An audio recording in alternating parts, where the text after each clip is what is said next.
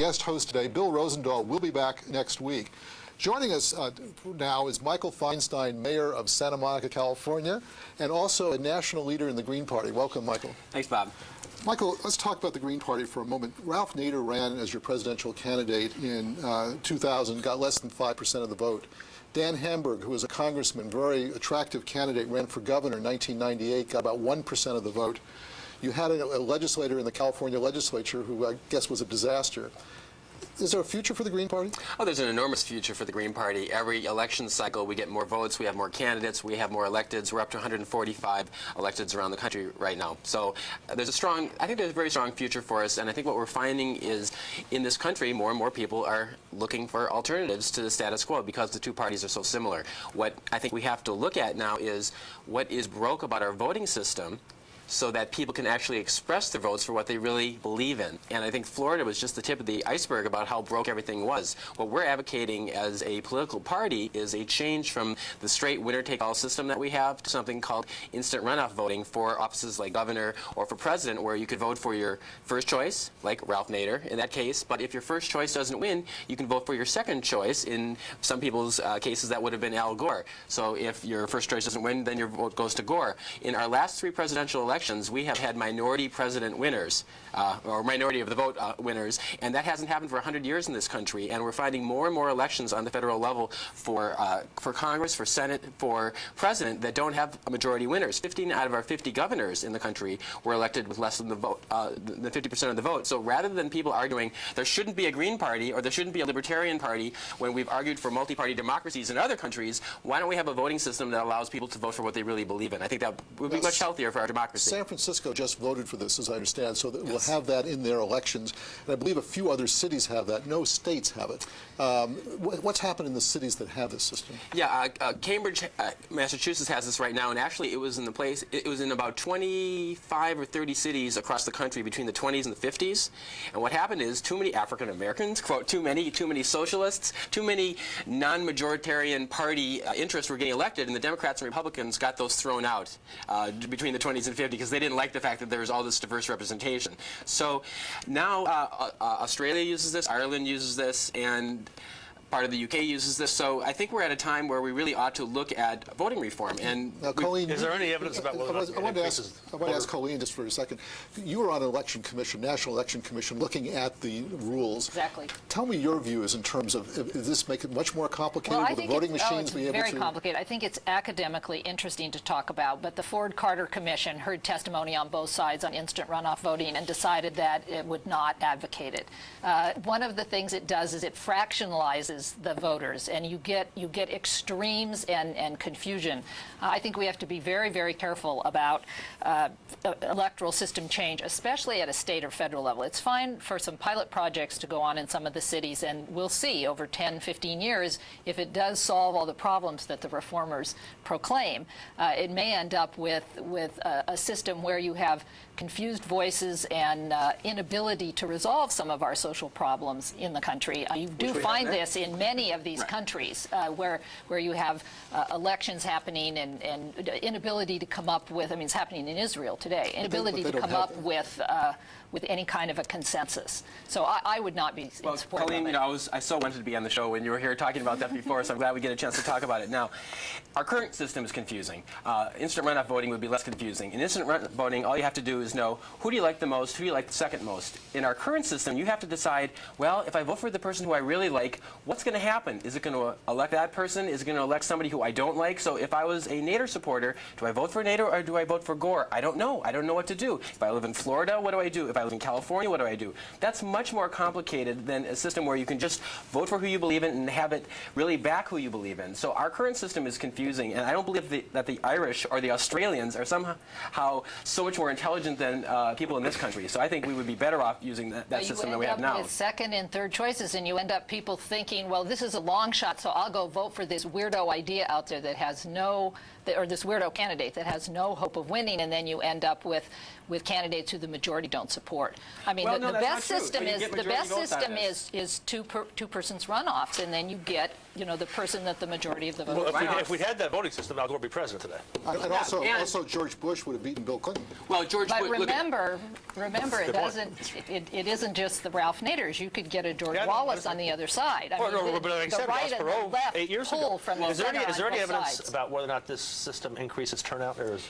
Yeah, this system increases turnout because you have a better chance to actually vote for who you believe in and have it affect the system. Right now, like let's say, for example, That's how you get Democrats. Well, look at it.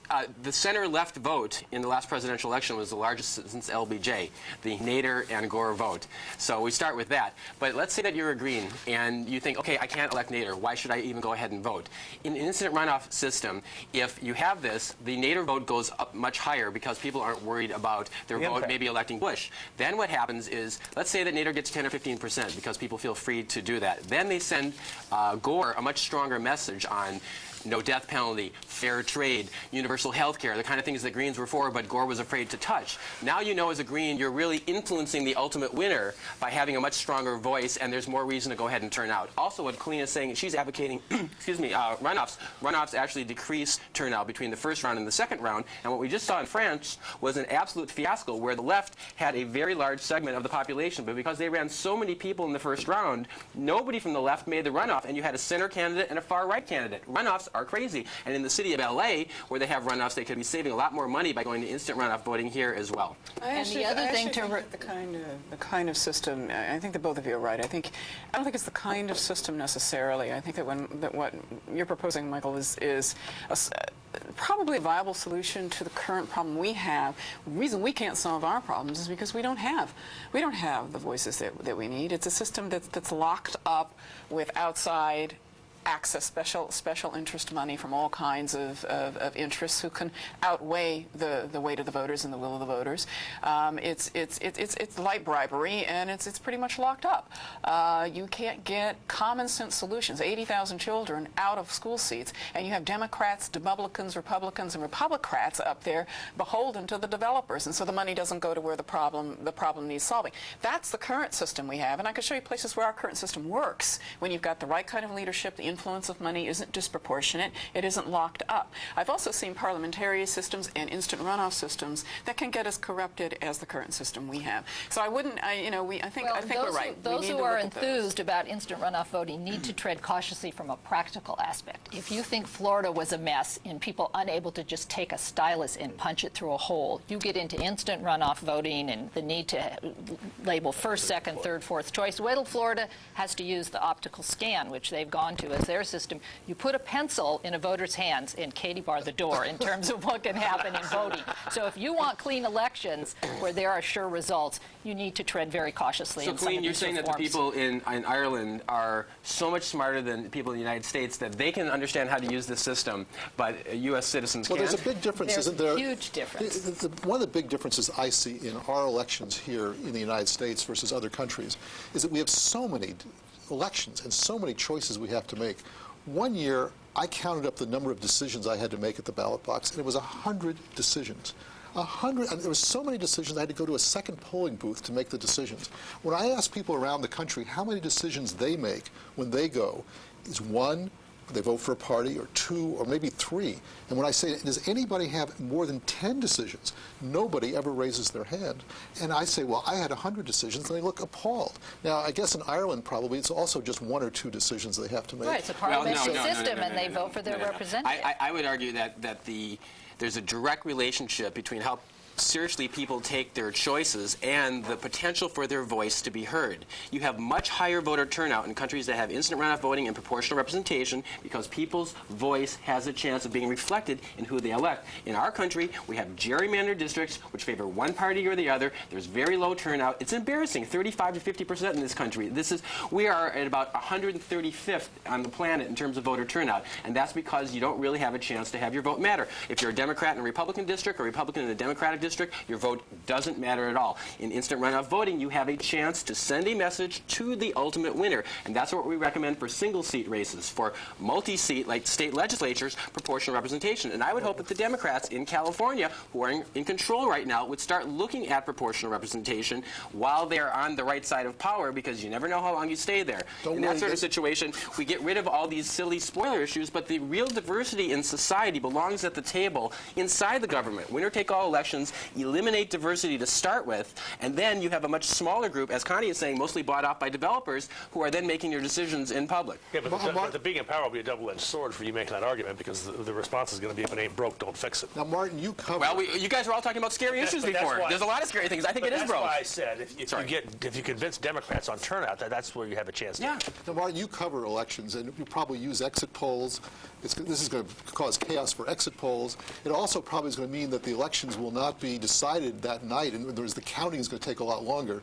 What's your view in terms as a reporter trying to cover something like this? I think we can make it work. I mean, I think we're smart enough to figure out how to do it, and I think people in Florida can do it, and why not try it? It couldn't be any worse than the presidential race, covering the presidential race last time. We couldn't get our count there either.